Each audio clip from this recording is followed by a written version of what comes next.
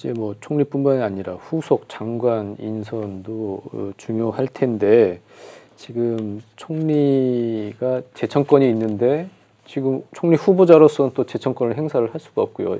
이런 여러 가지가 문제가 있습니다. 그래서 이걸 지금 어떻게 돌파할지도 궁금하고, 근데 좀 어떤 분위기입니까? 거기에 대해서 이제 말들을 잘 안 하고 있는데요. 네. 과거에 국무총리 서리라는 게 이제 어디 법적 근거가 아무데도 없는 네.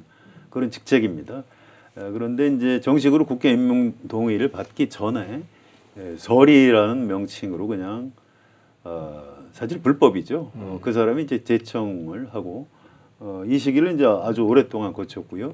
심지어 이제 김대중 정부에서도 김종필 국무총리 서리가 제청을 했던 기록이 남아 있습니다. 그런데 그 이후에는 이제 없어졌고요. 지금은 불가능합니다. 위헌이다 이런 헌법 소원이 들어가면 아마 헌법재판소에서도 아마 인용을 해줄 가능성이 높다고 봐야 되고요. 그런데 지금 왜 뭘 근거로 하는지는 몰라도 새로 이 정권을 잡은 사람들이 이낙연 국무총리 정식 임명되기 전에도 뭐 가능하다 이런 얘기를 하고 있어요.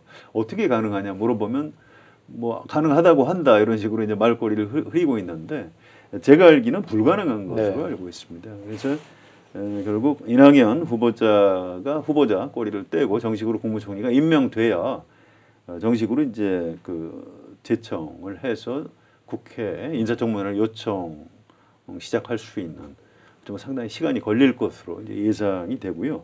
이 문제는 이제 한마디만 좀 덧붙일 게 있는 게요. 좀 보수 성향 언론사 사설들이 일제히 국무총리의 실질적인 재청권을 보장하라 뭐 이렇게 요구하고 있습니다. 네. 쉽게 얘기하면 장관 인사를 이낙연 총리 후보자가 주도해서 해야 된다 이런 주문을 하고 있는 건데요.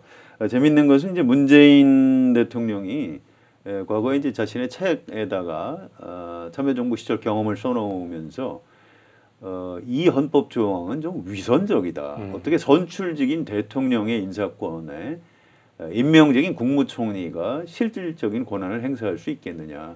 그래서 자기가 이 다음에 이제 개헌을 하게 되면 그 조항을 좀 고쳐야 된다. 이런 견해를 써놓은 게 있습니다. 그래서 이낙연 후보자도 이제 기자회견을 하면서 뭐 그렇게 재청권을 적극적으로 행사할 생각은 없는 것처럼 얘기를 한 배경이 그런 데 있는 것이죠. 사실은 국무총리 재청권을 어디까지 실질적으로 보장하느냐에 대한 부분은 헌법학자들 사이에도 상당한 좀 견해 대립이 있는 것이 사실입니다.